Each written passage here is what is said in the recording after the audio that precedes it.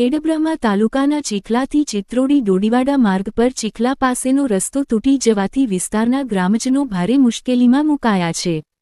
ગ્રામજનોનો આક્ષેપ છે કે જો આ માર્ગ પર કોઈ દુર્ઘટના સર્જાય તો તેની સંપૂર્ણ જવાબદારી સરકાર તેમજ PWD વિભાગની રહેશે. સરકારની બેદરકારીને કારણે હાલ સામાન્ય જનતા રોજિંદા અવરજવર માટે હેરાન થાય છે. એક બાજુ નેતાઓ મોટી મોટી વાતો કરે છે, બીજી બાજુ ગામડાની જનતા રસ્તા જેવી મૂળભૂત સુવિધાથી વંચિત રહે છે. ગ્રામજનોએ સરકારને તાત્કાલિક પગલાં લેવા અપીલ કરી છે. રસ્તો તૂટી ગયેલ સ્થળે તાત્કાલિક મરામત કરી માર્ગ વ્યવસ્થા સુચારુ બનાવવી, અકસ્માત ટાળવા સુરક્ષા માટે જરૂરી પગલાં ભરવા. ગ્રામજનોનો સવાલ છે કે સરકાર પોતાના પરિવાર માટે તો તમામ સુવિધા આપે છે, પરંતુ